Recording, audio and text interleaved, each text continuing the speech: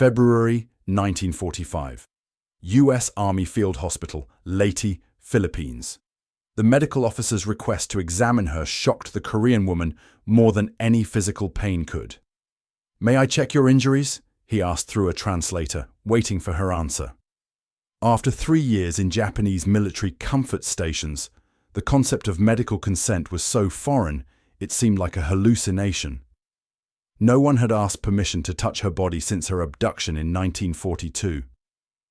Across the Pacific Theater between 1945 and 1946, approximately 50,000 women would experience this same disorienting moment of dignity as Allied forces liberated them from sexual slavery. For women who had endured up to 30-40 encounters daily without bodily autonomy, the simple American practice of medical consent represented an impossible reality made manifest. These women discovered military men who asked before approaching, doctors who waited for permission before examination, and a system that suddenly recognized their humanity after years of systematic dehumanization. The Japanese comfort system began in 1932, following the Shanghai incident, when military leaders sought to prevent random sexual violence by soldiers by institutionalizing it. By 1945, this system had expanded across occupied territories. 400 documented comfort stations in China, 160 in the Philippines, 24 in Indonesia, 33 in Malaysia, and dozens more scattered across the Pacific. Military documents recovered after the war revealed detailed regulations for these facilities, including scheduled access by rank and price structures based on ethnicity and perceived desirability. Most women were obtained through deception. In Korea, approximately 80% of all comfort women were recruited through false promises of factory or nursing work, with monthly wages advertised at 300 yen, enough to support entire families during wartime scarcity. Others were simply abducted. Military police records from 1942 documented the acquisition of 223 women from a single Korean province in 1 month, listing them as military supplies. The women's daily reality defied comprehension. Japanese military medical records show hygiene inspections conducted weekly, invasive examinations without explanation or consent. Women failing these inspections received injections of compound 606, salvarsan, regardless of actual diagnosis, causing mercury poisoning symptoms in addition to their other suffering. Kim Hak-sun from Pyongyang was 17 when recruiters promised her factory work in 1941. Within weeks, she found herself at a comfort station in northern China. Japanese military police delivered official regulations: standard attention for officers, remain available from 9 a.m. until midnight, accept military scrip as payment. When American forces discovered her comfort station in 1945, she weighed 38 kilograms, 84 pounds, having lost nearly 40% of her body weight. The women had been warned about American barbarism. Japanese propaganda described Americans as devils who would dismember captured women for sport. The actual behavior of American troops, offering food, providing medical care, maintaining respectful distance, created cognitive dissonance so profound that many women initially interpreted it as an elaborate prelude to worse torture. Instead, they encountered the radical notion that their bodies belonged to themselves. What began as confusion at medical consent would evolve into the first tentative steps toward reclaiming humanity. The mathematics of dignity were being written in requested permissions, in careful distance, in medical care that acknowledged pain, revealing an American military ethos that, despite its flaws, recognized these women as human beings rather than disposable resources. March 1945. Tacloban Field Hospital, Philippines. Captain Ellen Reynolds placed a clean hospital gown on the bed before stepping back 3 full paces. "Please change into this when you're ready," the translator conveyed to the trembling woman who clutched her tattered clothing. "We'll return in 5 minutes, or when you call for us." The concept of private changing time, unmonitored minutes belonging solely to herself, caused the former comfort woman to remain frozen in disbelief. After years where every bodily function was observed and controlled, these 5 minutes of privacy represented an impossible luxury. The liberation of comfort stations across the Pacific created immediate classification challenges for American forces. Military documents from the period reveal confusion about proper categorization. Were these women prisoners of war, civilian detainees, collaborators? Field dispatches from 7 different Pacific command sectors show inconsistent terminology until March 1945, when General MacArthur's headquarters issued Directive AGO 449C, establishing uniform classification: civilian, non-combatant female detainees requiring medical attention. This seemingly bureaucratic designation carried profound significance. It defined the women primarily as civilians in need of care, rather than as military assets. Initial American encounters with comfort stations occurred during the Philippines Liberation Campaign. The 24th Infantry Division's War Diary records discovering 17 women locked in a garrison storehouse in Leyte on October 29, 1944. Staff Sergeant Martin Connolly wrote in his personal journal, "Women in terrible condition, barely clothed, obviously abused. Many officers uncertain how to proceed. Medics treated immediate injuries while awaiting orders." Strange moment when offering K rations. Women waited for permission to eat, wouldn't take food directly from our hands. Language barriers complicated these early interactions. Among 152 women liberated in the first documented comfort station raid, military records identified 8 distinct language groups: Korean, Chinese, multiple dialects, Filipino, Indonesian, Taiwanese, Malay, Dutch, and Japanese. The US Army's limited translation capabilities meant many women went days without comprehensive communication. Army Nurse Corps Lieutenant Sarah Miller devised communication cards with simple medical drawings where women could point to injuries, a system later expanded throughout the Pacific Theater.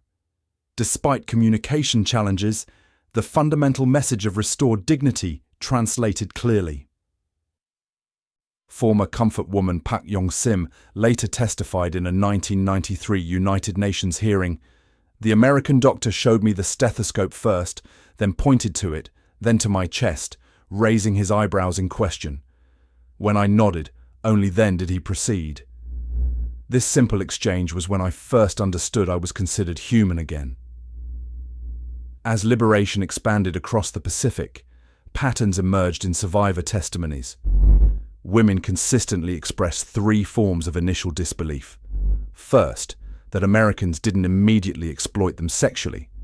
Second, that medical personnel requested permission before examination.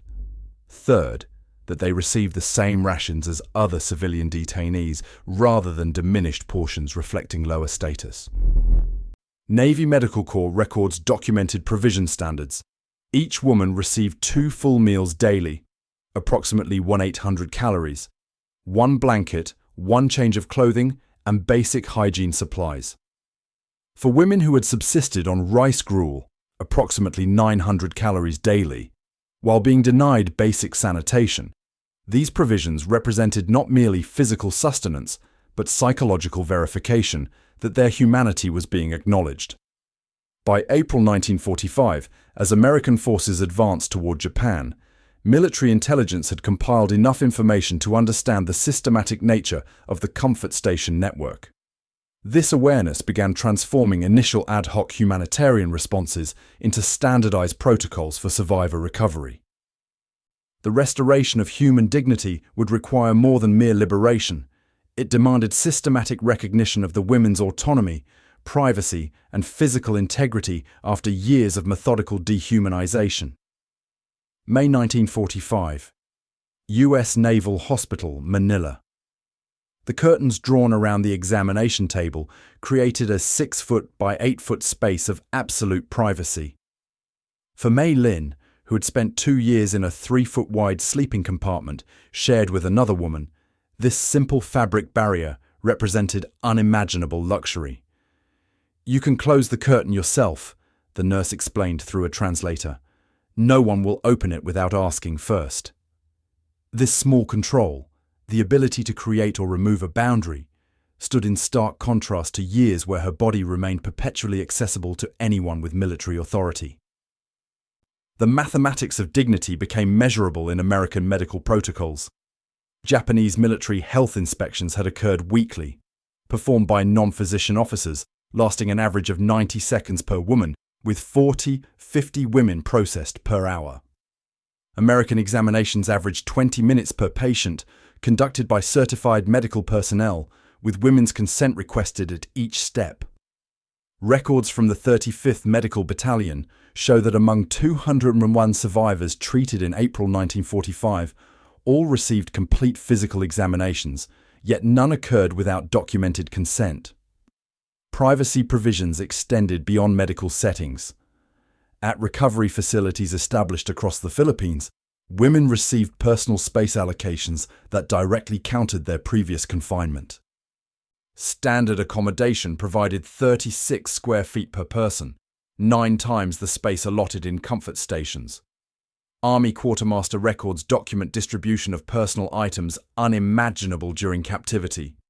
Individual clothing sets, 2 full changes, personal hygiene kits with dedicated items, and lockable storage containers for private possessions. American Red Cross observer Elizabeth Walker reported, "These women guard their toothbrushes with particular vigilance. After extended interviews, we understand this attachment. In comfort stations, women shared single hygiene items among 20-30 people. The ownership of a toothbrush represents restoration of individual identity." The contrast in medical treatment proved especially profound. Japanese military records recovered after the war revealed standard treatment for venereal infections. Women received injections without explanation, often with contaminated needles, and returned to work regardless of symptoms. American protocols mandated full treatment courses, clean instruments, explanation of procedures, and recovery time before any additional medical interventions. Survivor Kim Sun-ok testified in post-war documentation, "The first time an American nurse explained what medicine she was giving me and why, I didn't understand why she wasted time talking. Later, I realized this wasn't wasted time. It was recognition that I deserved to know what happened to my body." Female medical personnel proved particularly significant in recovery efforts. By June 1945, the U.S. military had assigned 73 female nurses and 29 Women's Army Corps members specifically to survivor rehabilitation programs. Their presence created safe spaces for women who associated male uniform presence with inevitable violation. Army Nurse Corps Lieutenant Margaret Baker noted in her official report, "Patients visibly relax when they understand they'll be treated by female staff. Many require several days to believe this arrangement will remain consistent." The statistics of bodily autonomy accumulated daily. Hours unmonitored. Touches preceded by permission. Treatments explained before administration. Japanese military documentation had classified comfort women using numerical designation systems with individual identity erased. American medical records listed women by name when known, or with temporary identifiers chosen by the women themselves. The restoration of physical privacy and bodily autonomy laid essential groundwork for psychological recovery. Women who had experienced their bodies as military resources began the painful process of reclaiming self-ownership. What began as confusion at being asked permission gradually evolved into tentative exercise of choice. The women's initial disbelief at American respect gradually transformed into the first fragile movements toward reclaiming personhood. July 1945. Rehabilitation Center, Manila. Park Soon-yi stared at the simple form in front of her, the first document in 3 years that asked for her preferences rather than categorizing her status. "Circle foods you cannot eat for health or personal reasons," the translator explained. This mundane questionnaire represented revolutionary recognition. that her bodily needs and personal choices merited consideration. After selecting rice porridge from a breakfast menu, offering 3 options, she later confessed to Red Cross worker Emily Thompson, "I chose because they asked, but I didn't believe the food would match my selection until it actually arrived." The systematic restoration of personhood extended beyond physical care. American and Allied rehabilitation programs implemented structured approaches addressing psychological recovery. The Women's Rehabilitation Initiative, established under General MacArthur's Civil Affairs Division in April 1945, operated 14 centers across liberated territories, providing comprehensive services to 8,231 former comfort women by December 1945. Daily programs balanced medical care with progressive reintroduction of personal choice, from selecting meals to choosing daily activities. Statistical tracking documented measurable progress. Medical records from Manila's Central Rehabilitation Facility showed average weight gain of 11.3 pounds during the first 8 weeks of recovery.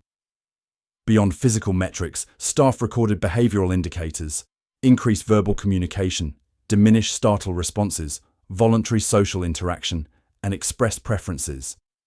Initial assessment forms from May 1945 show that among newly arrived survivors, only 14% would express preferences when offered choices. After 8 weeks in rehabilitation programs, this figure rose to 73%. Cultural sensitivity emerged gradually through practical necessity. Early rehabilitation efforts applied standardized protocols, but staff quickly recognized the diverse backgrounds of survivors. By September 1945, rehabilitation centers had developed country-specific approaches acknowledging distinct cultural needs. Chinese survivors received traditional medicinal options alongside Western treatments. Korean women worked with Korean-American translators when available. Filipino survivors connected with local community supports. The daily contrast between comfort station existence and rehabilitation life remained stark.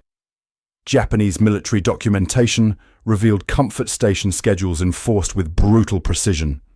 Women available for service from 9 a.m. until past midnight, with only brief periods for minimal hygiene and food consumption. American rehabilitation schedules prioritized rest, with mandatory quiet periods, scheduled medical treatments, optional group activities, and increasing opportunities for self-direction. Translator Lee Minji, who worked with Korean survivors, recorded in her official reports, "Women initially respond to all suggestions as commands. When told, 'You may join the group outside if you wish,' most interpret this as an order. We now emphasize choices explicitly. You can either join the group outside or remain here. Both choices are acceptable." The restoration of agency extended to documentation systems. Women without identification papers, the majority of survivors, received temporary documents establishing their status as civilians under Allied protection.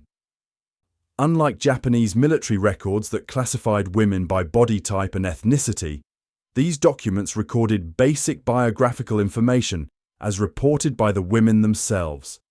For those who had been renamed by captors, the reclamation of their birth names represented profound psychological significance. International response expanded as information about comfort women reached Allied governments. The International Committee of the Red Cross established specialized services for sexual violence survivors by August 1945. The newly formed United Nations Relief and Rehabilitation Administration allocated specific resources for comfort women recovery, establishing transition facilities in major port cities to assist with eventual repatriation. The psychological transformation unfolding in these women challenged fundamental assumptions about trauma recovery. Military psychiatric staff initially applied protocols developed for combat trauma, but quickly recognized the unique nature of prolonged sexual enslavement. Army psychiatrist Dr. Robert Fleming noted in his September 1945 report, "Standard approaches prove insufficient. These women require not just healing from trauma, but reconstruction of basic personhood.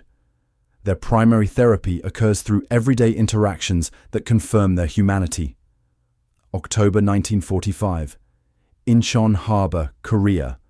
The repatriation ship docked amid a landscape transformed by war. Choi Min-ji clutched her small bag of possessions, including the medical certificate carefully preserved in waterproof wrapping. The document, stating she had received full treatment for illnesses contracted during captivity, represented her only protection against the stigma awaiting her. As she descended the gangplank, the American nurse who had accompanied the repatriation group whispered, "Remember, what happened to you was not your fault."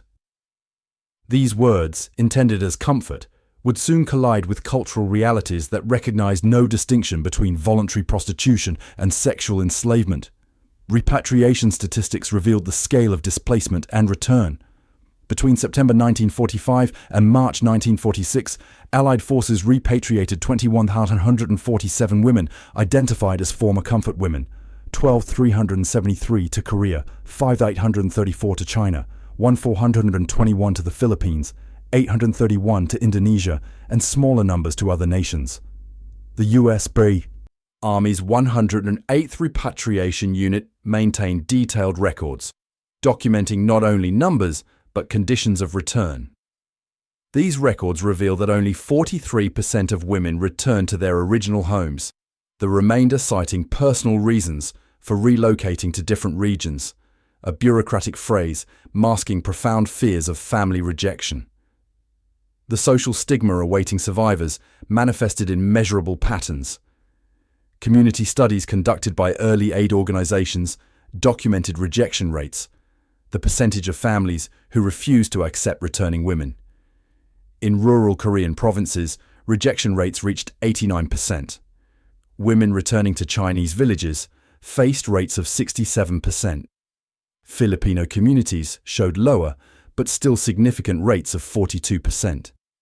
These numbers, initially collected for logistical planning, later provided essential documentation of the second trauma awaiting survivors: community rejection after bodily violation. American support continued beyond physical repatriation.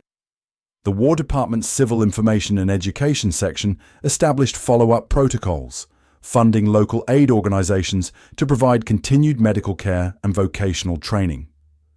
Records from fiscal year 1946 show allocation of $1.2 million specifically for comfort women rehabilitation programs across 5 countries. These programs operated discreetly, often under generic names like Women's Vocational Services, to shield participants from community identification. The silence began almost immediately. Returned women discovered that survival required concealing their experiences. American social worker Rebecca Klein, assigned to the Korean Peninsula, noted in her February 1946 report, former comfort women quickly learned to invent alternative narratives about their wartime experiences. The most common cover story involves claiming factory work in a different region. Even women receiving ongoing medical treatment refused to acknowledge the true source of their conditions outside confidential medical settings. The historical documentation persisted despite growing silence. Military records, medical reports, aid organization statistics, and confidential case files preserved evidence that individual women could not safely maintain. American occupation authorities in Japan preserved Japanese military documents detailing comfort station operations, creating an archival record that would remain largely unexamined for decades. The Women's Affairs Bureau established under the Allied occupation catalogued testimony from 317 former comfort women who provided statements between 1945 to 1947 before the veil of silence descended completely.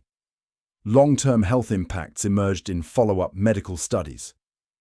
Confidential health surveys conducted in 1949-1950 among former comfort women receiving ongoing care documented chronic conditions, reproductive damage, 87% reporting infertility or complications, untreated venereal diseases despite initial interventions, 23%, chronic pain conditions, 64%, and psychological symptoms including persistent nightmares, anxiety and depression, 91%. These clinical findings, initially collected for treatment planning, would later provide validation for women whose bodies carried evidence that history attempted to erase. The psychological consequences extended beyond individual suffering. Anthropological studies from the 1950s, ostensibly examining post-war social reconstruction, documented higher rates of suicide, substance abuse, and social isolation in communities with known former comfort women. Family structures showed distinctive patterns. Women who did marry typically did so with widowers, disabled veterans, or men considered unmarriageable within traditional society. Children were rare, both from physical damage and deliberate choice to avoid questions about maternal history. August 1991, Seoul, South Korea. Kim Hak-soon stood before microphones at the Peaceful Unification Advisory Council building, her 67-year-old hands trembling, but her voice steady. "I was taken to China as a comfort woman for the Japanese military," she declared, becoming the first survivor to publicly testify to her experiences. After 46 years of enforced silence, her 17-minute statement shattered historical amnesia more effectively than any academic research. Within months, her testimony would inspire 234 additional women across Asia to register as former comfort women with support organizations. The first drops in what would become a flood of delayed justice. The statistical validation arrived through meticulous historical research. Professor Yoshiaki Yoshimi's discovery of Japanese Defense Agency documents in 1992 confirmed military involvement in establishing and managing comfort stations. American war records, preserved in the National Archives, provided additional verification. Military intelligence reports from 1944 detailed interviews with 20 Korean comfort women captured in Burma, describing recruitment methods, living conditions, and systematic abuse. These documents, together with survivor testimony, created irrefutable evidence that transformed individual memories into documented history. The international response built steadily through the 1990s. The UN Commission on Human Rights appointed Special Rapporteur Radhika Kumaraswamy to investigate in 1995, resulting in a 107-page report that classified the comfort system as systematic sexual slavery. Her findings, citing both survivor testimony and military documentation, defined comfort women experiences as war crimes rather than inevitable wartime prostitution. The 1998 Rome Statute, establishing the International Criminal Court, explicitly included sexual slavery as a crime against humanity, directly influenced by comfort women documentation. Japanese governmental positions evolved grudgingly. The initial official response in 1992 acknowledged limited military involvement in comfort station management, but attributed recruitment to private contractors. By 1993, the Kono Statement admitted more direct responsibility, though stopping short of legal liability. The Asian Women's Fund, established in 1995, offered payments termed atonement money rather than legal compensation, distributed to 364 former comfort women before the fund's dissolution in 2007. Redress movements gained momentum despite official resistance. The weekly Wednesday demonstrations outside the Japanese embassy in Seoul began in January 1992 and continued without interruption, entering the Guinness World Records as the world's longest-running protest in 2002. As of 2024, these demonstrations have occurred over 1,600 times, maintaining pressure for full acknowledgement and legal compensation. Similar movements emerged in the Philippines, Taiwan, Indonesia, and China, creating a transnational network of accountability. The comfort women experiences profoundly influence modern military conduct protocols. The UN Security Council Resolution 1325, passed in 2000, specifically addressed protection of women and girls during armed conflict, with drafters explicitly citing comfort women history as justification. The U.S. Department of Defense's 2018 Law of War Manual contains specific prohibitions against sexual slavery that can be traced directly to analysis of comfort women experiences during World War II. The generational impact extended beyond survivors themselves. Daughter organizations formed by comfort women, descendants preserved testimony as the women aged and died. The Butterfly Fund, established by Korean survivors in 2012, assists sexual violence victims in contemporary conflicts, transforming historical trauma into present-day solidarity. These intergenerational efforts ensure that testimonies survive beyond individual lifespans. Physical memorials now stand in 12 countries, including the United States, Korea, China, Australia, Germany, and Canada. These statues, typically depicting a young girl in traditional Korean clothing sitting beside an empty chair, invite ongoing remembrance. Each unveiling has faced diplomatic pressure from Japan, unwittingly bringing renewed attention to history that might otherwise fade from public consciousness. Former comfort woman Gil Wonok, speaking at the 30th anniversary of the first public testimony in 2021, summarized the fundamental transformation. When American soldiers treated us with respect in 1945, I thought it was temporary kindness that would disappear. Today, I understand it was recognition of our humanity. This recognition, that we were human beings, not objects, is what we fought for decades to achieve worldwide. Our bodies were battlegrounds twice, first in war, then in memory. In both battles, dignity proved the strongest weapon.